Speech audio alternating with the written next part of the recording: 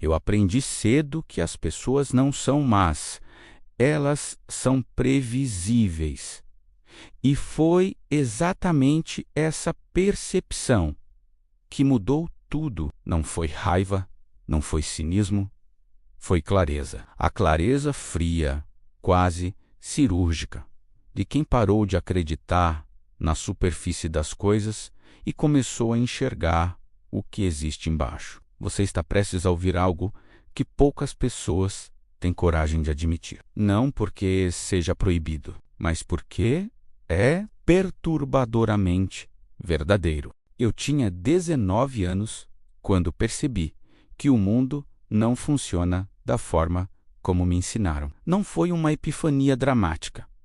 Não veio com trovões ou revelações bíblicas. Veio numa sala comum, com pessoas comuns. Numa reunião que deveria ser sobre meritocracia. Eu observava um homem mais velho, bem vestido, articulado, o tipo de pessoa que todos chamavam de íntegro. Ele discursava sobre ética, sobre trabalho duro, sobre os valores que constroem uma carreira sólida. Então, eu olhei para os bastidores. Vi o que ele fazia quando as câmeras se apagavam. As pessoas raramente agem pelo que pregam, elas agem pelo que precisam. Isso não me tornou amargo, me tornou atento. Comecei a observar com um olhar diferente, não com suspeita, mas com curiosidade estratégica. Comecei a notar os padrões, como certas pessoas sempre chegam perto de quem está subindo e somem silenciosamente quando o poder muda de mãos, como os que falam mais alto sobre lealdade. São os primeiros a virar, como quem sorri demais em público. Costuma negociar no escuro. E percebi que havia dois mundos paralelos existindo ao mesmo tempo: o mundo do que as pessoas dizem e o mundo do que as pessoas fazem. A maioria das pessoas vive no primeiro, pouquíssimas habitam o segundo. O poder invisível não grita, ele não anuncia, ele simplesmente está lá. Está lá. Eu precisava entender esse segundo mundo, não para dominá-lo pela força, mas para não ser destruído pela minha própria ingenuidade. Porque o problema não é que existam pessoas que jogam o jogo. O problema é não saber que há um jogo acontecendo. E eu decidi. Nunca mais seria o único na sala que não entendia as regras. Existe uma linguagem que ninguém ensina nas escolas. Ela não tem um nome oficial, não está nos livros de psicologia das prateleiras mais fáceis, mas existe em todo o lugar, em cada pausa antes de uma resposta, em cada sorriso que não chega aos olhos, em cada pessoa que diz: pode contar comigo, mas nunca está disponível quando você realmente precisa. Eu comecei a aprender essa linguagem, não de forma obsessiva, não com paranoia, mas com atenção. Há uma frase que diz: a maioria das pessoas reage, poucas observam, quase ninguém vê. E existe uma diferença enorme entre reagir e observar. Reagir é ser guiado pela emoção do momento. Observar é suspender o julgamento e esperar, é deixar a informação chegar até você, em vez de correr desesperadamente atrás dela. Eu aprendi que os seres humanos, na sua grande maioria, agem por 3 motores principais: ego, medo e interesse. Raramente pelos valores que proclamam, quase sempre por uma combinação desses 3. E quando você entende isso, você para de se surpreender com a traição. Você para de se surpreender com a covardia. Você para de se surpreender com a mediocridade estratégica, porque você entende a origem. Houve uma vez uma reunião, era uma disputa de poder, velada, disfarçada de alinhamento estratégico. Havia um homem que me atacava com palavras cuidadosamente escolhidas, elogios envenenados, questionamentos disfarçados de dúvidas saudáveis, perguntas que eram, na verdade, acusações com um ponto de interrogação no final. Todos na sala esperavam a minha reação. E eu não dei nenhuma. Fiquei em silêncio. Olhei para ele com atenção. Deixei o ar ficar pesado. Deixei o peso cair sobre ele. Porque quem ataca espera resistência. A resistência é o combustível do ataque. Sem resistência, o ataque implode. Ele começou a preencher o silêncio. E cada palavra que ele disse depois revelou exatamente o que eu precisava saber sobre as suas intenções. Ele não sabia que estava me dando informações. Eu sabia que estava coletando. O silêncio estratégico não é fraqueza. É o campo onde o outro se entrega. Isso é o que alguns chamam de inteligência sombria. Não é sobre gritar mais alto, não é sobre jogar mais sujo. É sobre ter controle suficiente sobre si mesmo para não mostrar o que você sente no momento em que sente. É a disciplina de não se precipitar quando o seu impulso grita para você reagir. E cartas na mesa podem e vão ser usadas contra você.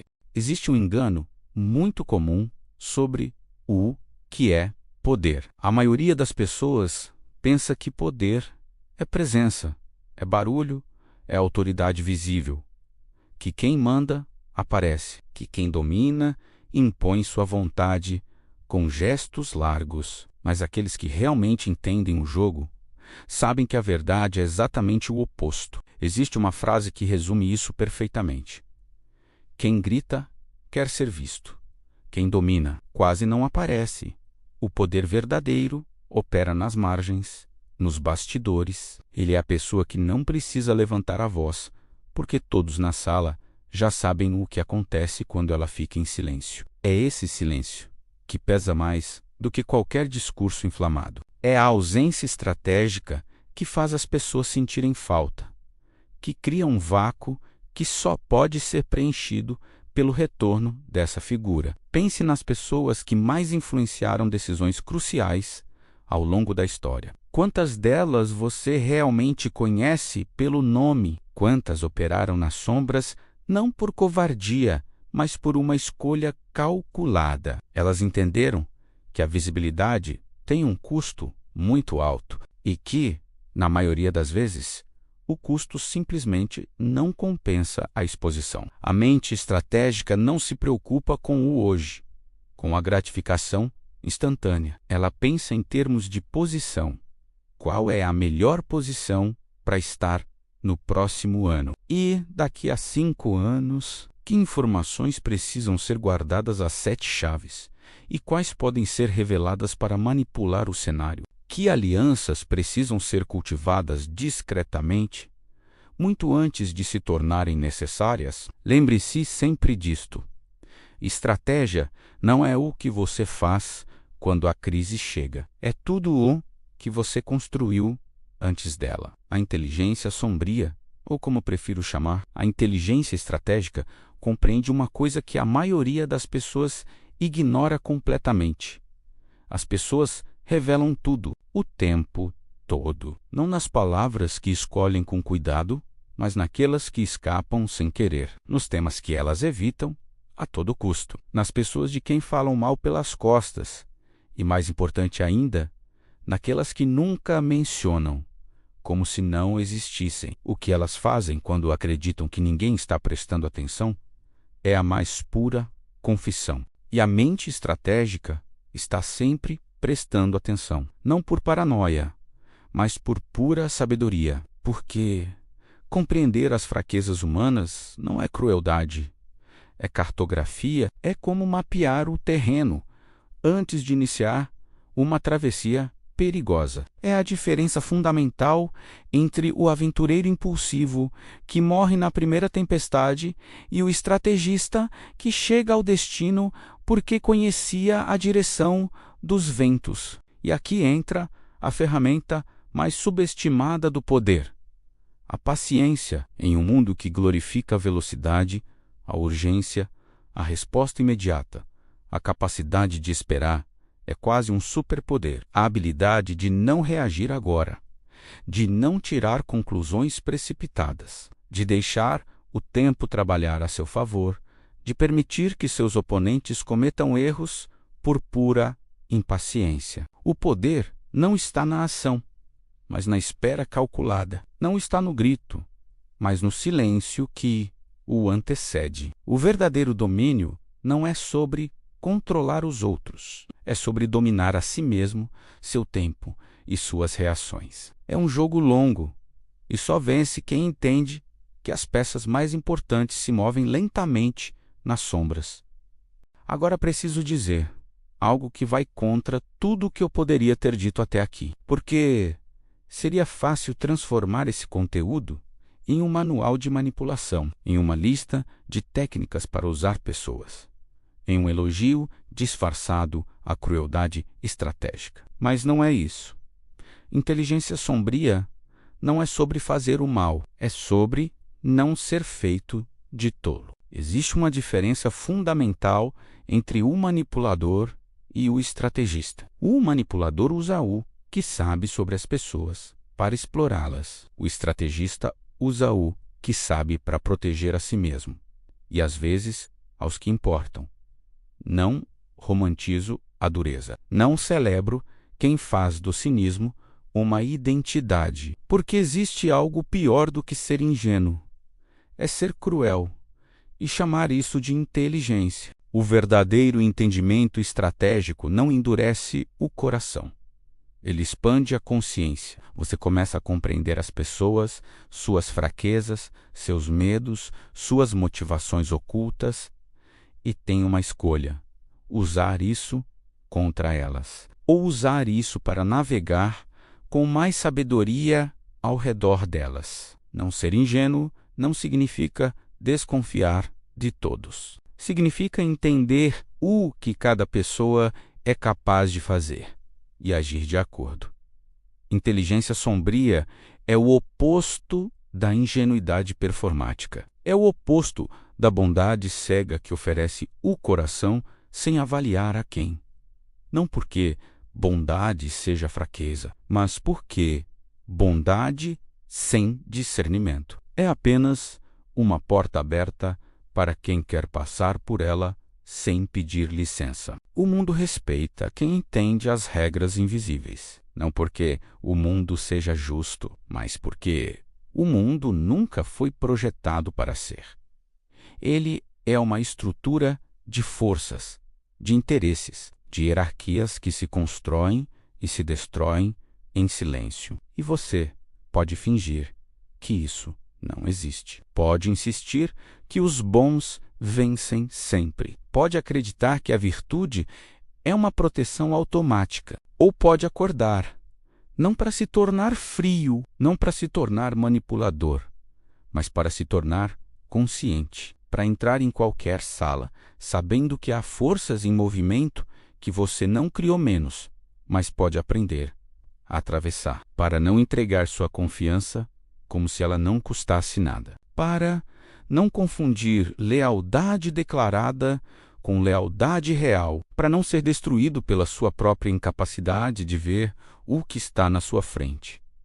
A ingenuidade não é inocência, é a recusa de ver.